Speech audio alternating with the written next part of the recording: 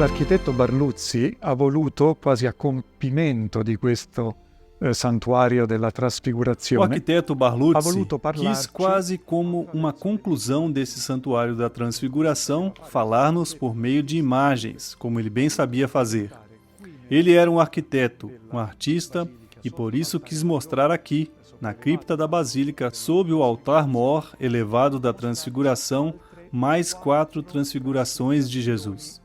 Ou seja, manifestações, acontecimentos na vida de Jesus, nos quais a sua glória divina aparece para nós na forma de pobre e humilde de sua humanidade, mas que é evidência na fé para nós que cremos e transparência dessa glória divina. O primeiro desses eventos é o nascimento de Jesus. Um filho nos foi dado. De acordo com a profecia de Isaías citada abaixo, e aqui vemos o nascimento de Jesus, um corpo humano pobre e frágil que se manifesta e ao mesmo tempo se oculta, se assim preferir. A glória de Deus que mais tarde será revelada aqui no Tabor, na Transfiguração, ou ainda mais no evento da ressurreição de Jesus. Trasfigurazione, ma ancor più poi nell'evento della risurrezione di Gesù. Il secondo episodio è l'istituzione dell'Eucaristia. O segundo episódio é a instituição da Eucaristia. Eu sou o pão da vida, citação de João 6. Você vê que o anjo tem em suas mãos um cálice e uma hóstia, o sinal frágil, muito frágil de um pedaço de pão, de um pouco de vinho. Materiais facilmente perecíveis que se tornam a manifestação da glória de Deus para nós que cremos. Para os que não creem, um pagão ou de outra religião verá apenas um pedaço de pão e um pouco de vinho. Mas para nós, acreditamos que eles são um sinal da glória de Deus, escondidos em um sinal humilde. Essi sono segno della gloria di Dio nascosta in un segno umile. La terza manifestazione di Gesù in una forma umile della sua gloria è la sua morte di croce. A terceira manifestação de Jesus em uma forma humilde de sua glória é sua morte na cruz. Eu estava morto e eis que estou vivo. Uma citação do Apocalipse. O cordeiro imolado sobre o livro com os selos abertos é representado aqui. Jesus em sua morte na cruz, em sua imolação como cordeiro, portanto, no sinal aparentemente da maior derrota, no sinal menos glorioso até onde podemos ver, que pode nos revelar a glória do Pai. Nesse sinal de sua morte, ele se torna a manifestação da glória de Deus. Sua morte egli diventa luogo manifestativo della gloria di Dio. Ce lo dice Giovanni: quando sarò elevato da terra, attirerò tutti. João nos diz: quando eu for levantado da terra, atrairei todos a mim. Muitas vezes, no Evangelho de João, a cruz de Cristo é o momento de sua glorificação, de sua manifestação, de sua glória, mas sempre para nós que cremos. E o último episódio é justamente o da ressurreição de Jesus. Surrexit non est hic. Ele ressuscitou. Ele não está aqui. Ou seja, o sinal mais paradoxal de todos é o sinal de um túmulo vazio. Quando não temos mais nem mesmo o corpo de Jesus, quando não temos mais nem mesmo o sinal daquilo que permanece da humanidade, mesmo depois de nossa morte, ou seja, nosso corpo, precisamente na ausência de qualquer sinal, eis que Jesus manifesta sua glória divina naquele túmulo vazio. Gloria divina.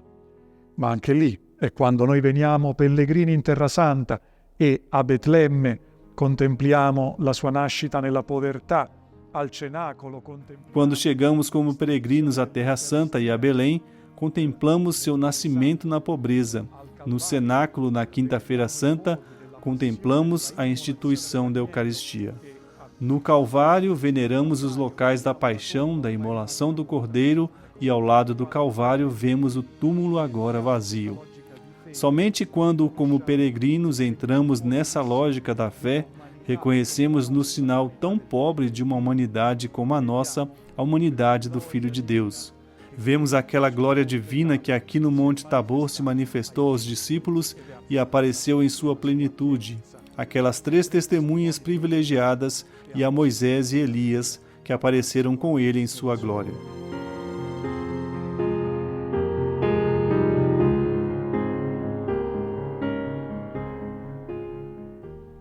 A questo punto possiamo cercare di tirare le fila del discorso che abbiamo fatto fino adesso. Siamo partiti leggendo l'episodio della trasfigurazione. Dopo abbiamo visto... Neste ponto, podemos tentar ligar os pontos do discurso que fizemos até agora. Logo no início, lemos o episódio da transfiguração. Depois vimos o sentido da presença de Moisés e de Elias. Lei, profetas, mas não simplesmente a lei e os profetas, mas dois homens que tiveram uma experiência especial de Deus em suas vidas, uma revelação que foi para o benefício de outros.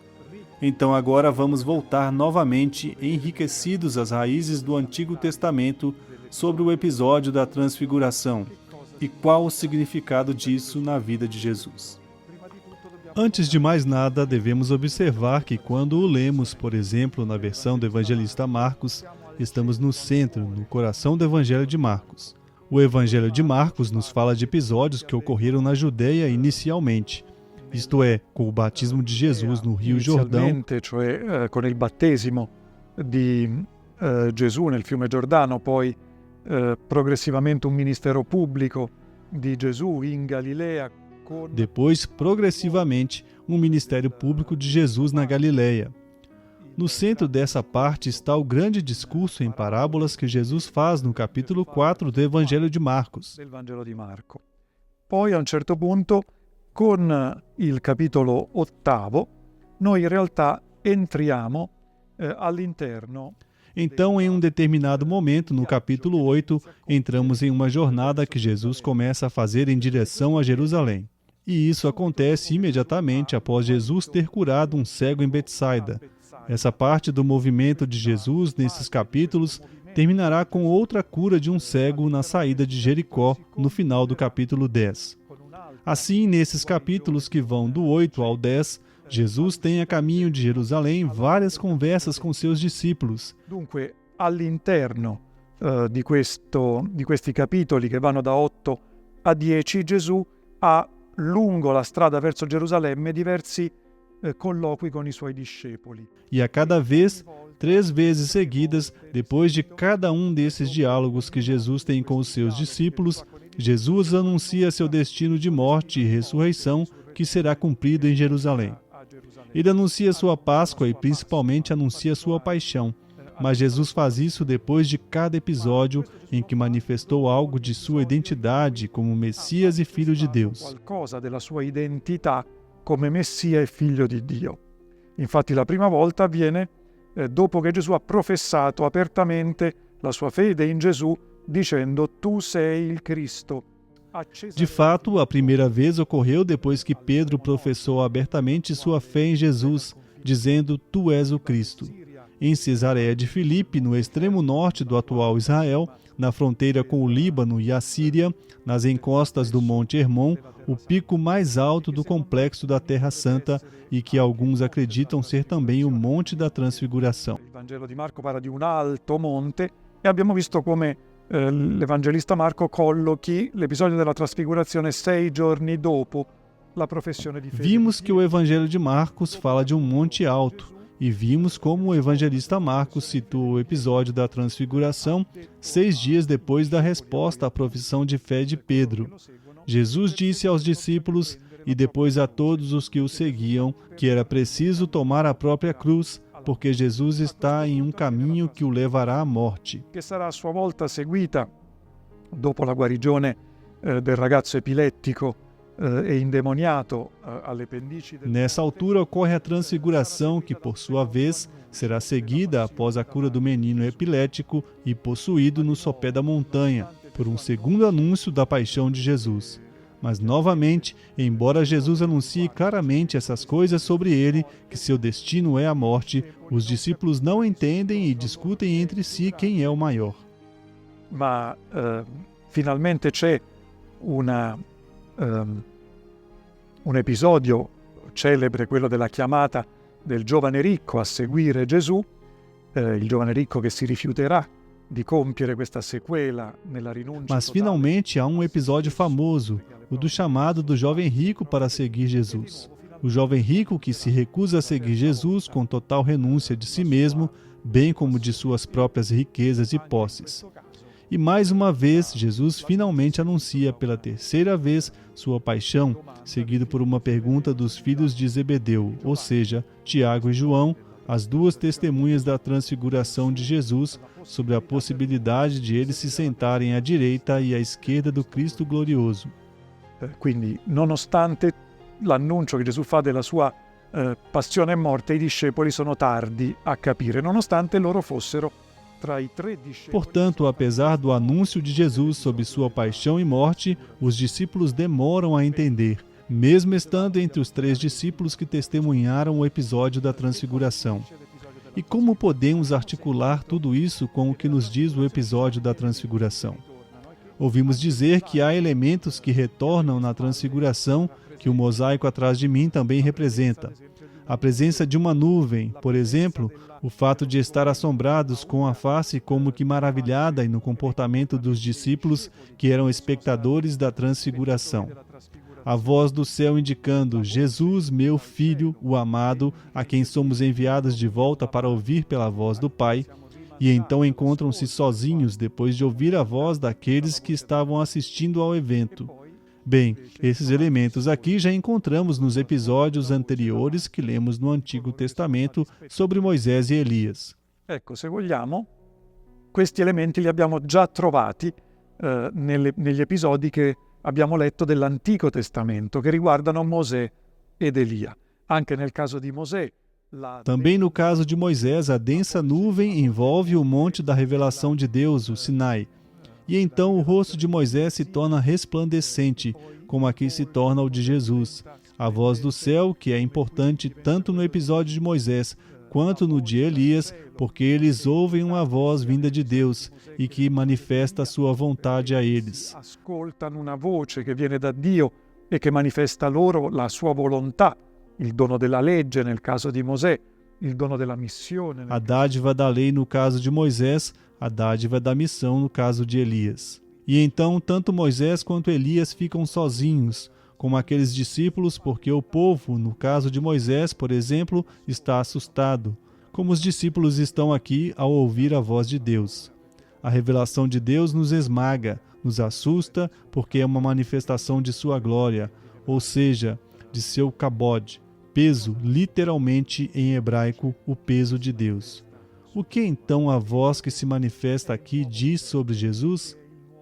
Aquele que é o novo Moisés, aquele que é o novo Elias, aquele em quem a revelação do Antigo Testamento é cumprida, Jesus em quem a lei encontra seu cumprimento, com a promulgação da nova lei, que Jesus fez não muito longe daqui, de acordo com a tradição de Mateus, no Monte das Bem-aventuranças, ou seja, no monte que fica imediatamente acima do lago da Galileia, que não é muito longe de onde estamos neste momento no Tabor.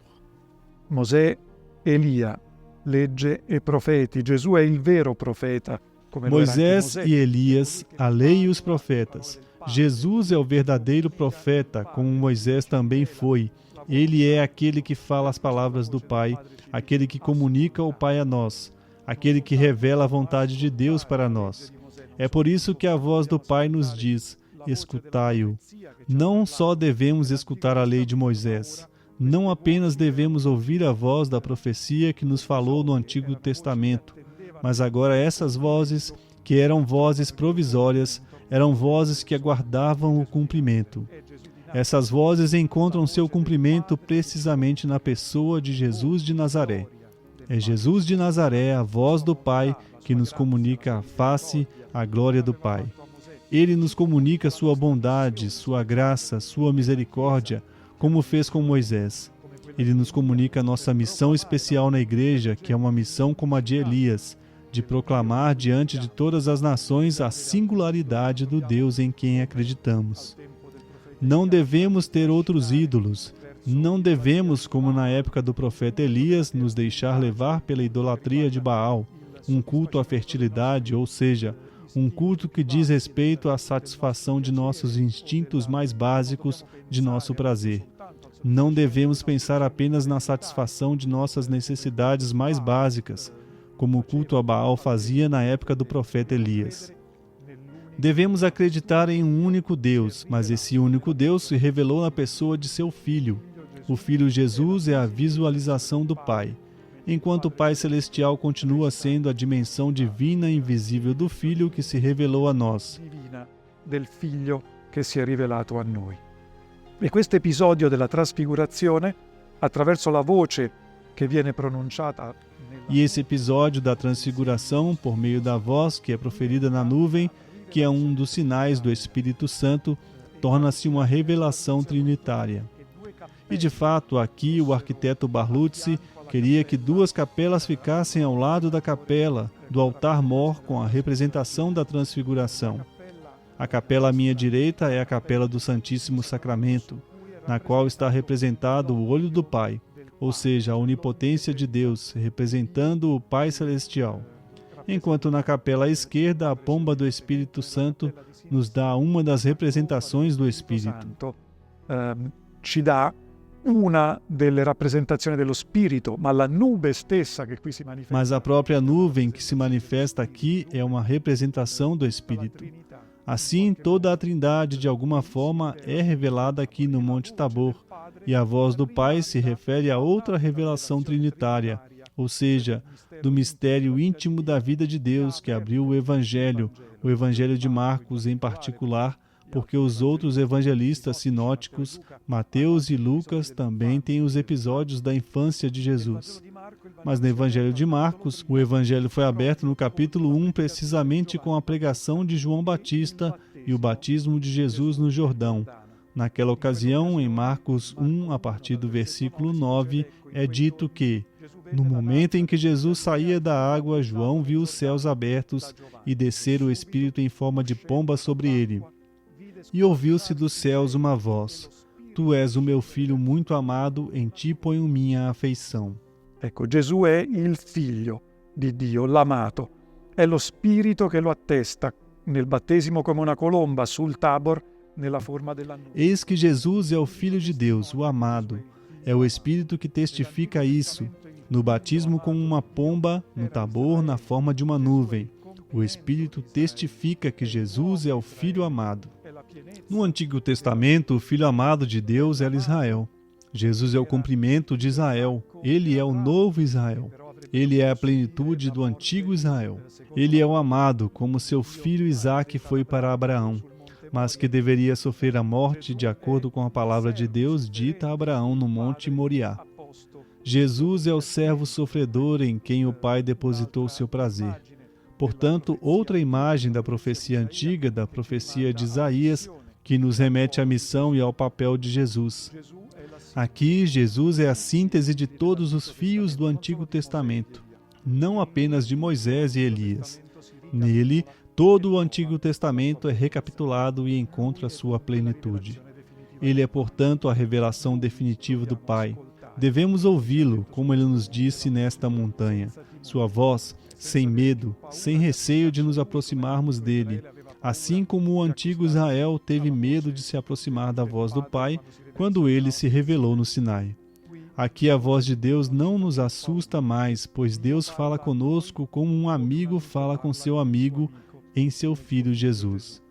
Como outrora falou a Moisés, como outrora se revelou a Elias, agora Deus se manifesta a cada um de nós em sua palavra, ou seja, em seu Evangelho, em sua Sagrada Escritura, na palavra da hierarquia, da Igreja, do magistério eclesiástico e nos sinais que descobrimos de sua presença em nossa vida, quando por meio de nossa oração pessoal procuramos nos sintonizar com a voz do Pai, que sempre nos remete a seu Filho, em quem toda a vontade do Pai encontra cumprimento e em quem também nós encontramos a perfeição de nossa humanidade. Della nostra umanità.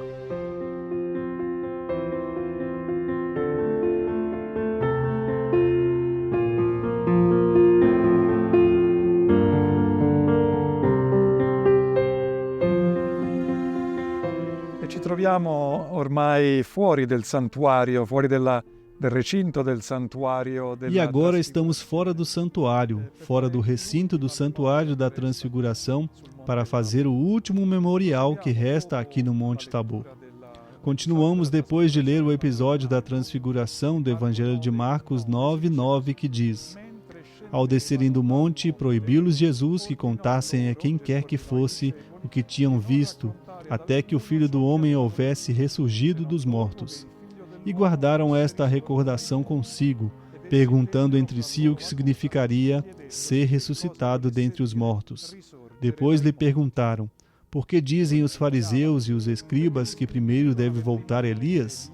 Respondeu-lhes: Elias deve voltar primeiro e restabelecer tudo em ordem.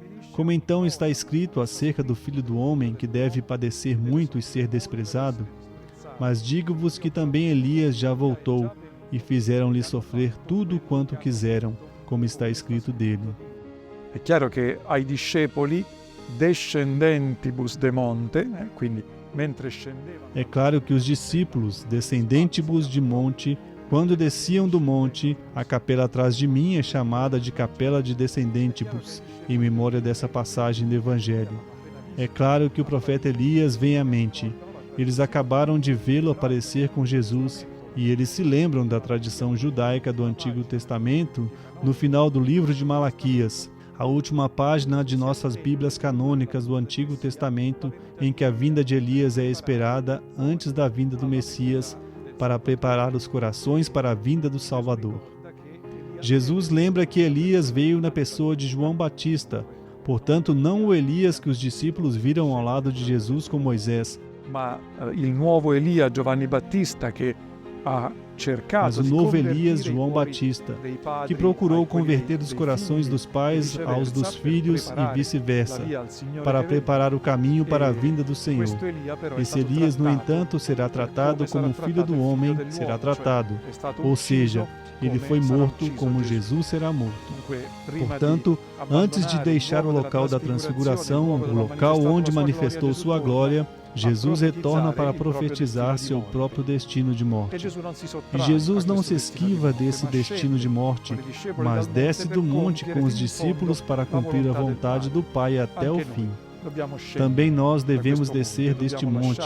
Devemos deixar o lugar da transfiguração, porque o Senhor nos chama a cumprir a sua vontade até o dia, até o momento, também para nós da nossa morte, do nosso testemunho pleno dele na nossa existência, para que com os discípulos possamos continuar o nosso caminho na companhia do Senhor até a sua morte e ressurreição, a fim de participarmos um dia também nós da sua glória.